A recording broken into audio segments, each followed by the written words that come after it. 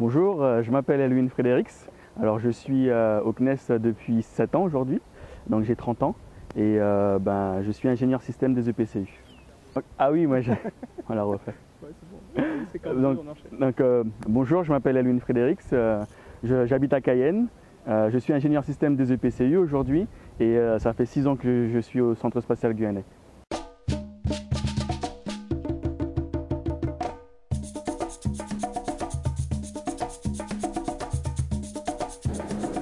Elwin, nous sommes ici dans le S1, la préparation de satellite numéro 1 du Centre spatial guyanais. Oui, effectivement. Alors, dans cette salle blanche, comme son nom l'indique, tout est blanc, tout est propre. Pourquoi? Qu'est-ce qu'on y fait? Alors, tout est blanc, tout est propre. Il faut savoir qu'aujourd'hui, on est en mode chantier. Donc, c'est pour ça que nous ne sommes pas encore en tenue.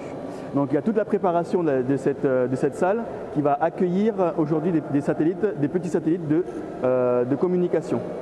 Donc, ici, on a refait toute la salle entièrement pour qu'elle soit blanche, propre. Ici, on va accueillir les satellites qui puissent se préparer et avant d'être remplis dans les bâtiments de remplissage.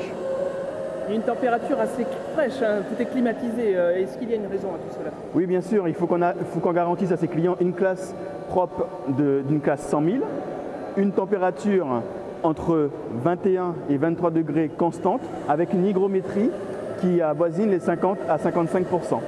Alors le volume de cette pièce est impressionnant, hein. Nous sommes ici dans une pièce qui représente quelle dimension? À peu près la moitié d'un terrain de foot au niveau du sol. Au niveau de la hauteur du crochet, si on va jusqu'au crochet, on atteint les 10 mètres.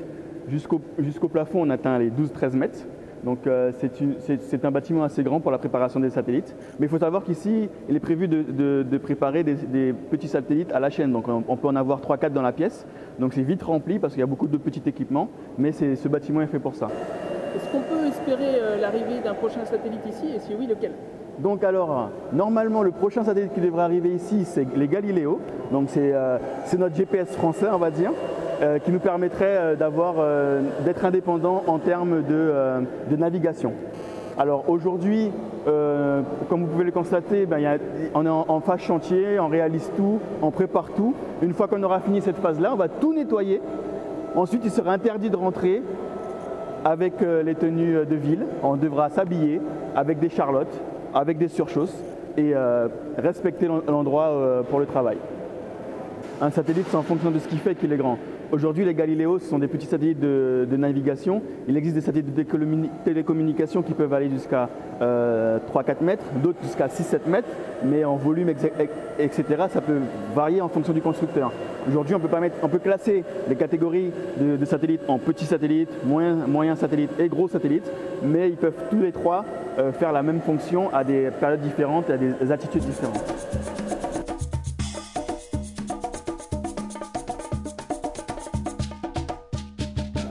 Alors une fois le satellite prêt, terminé, quel est l'avenir du satellite?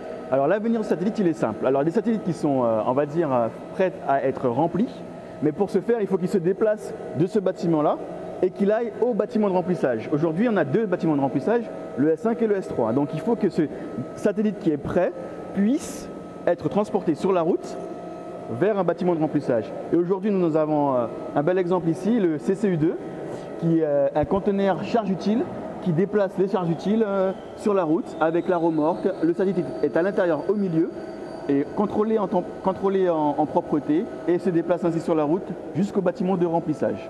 Ah d'accord, donc ce que l'on voit, c'est uniquement le conteneur. Voilà.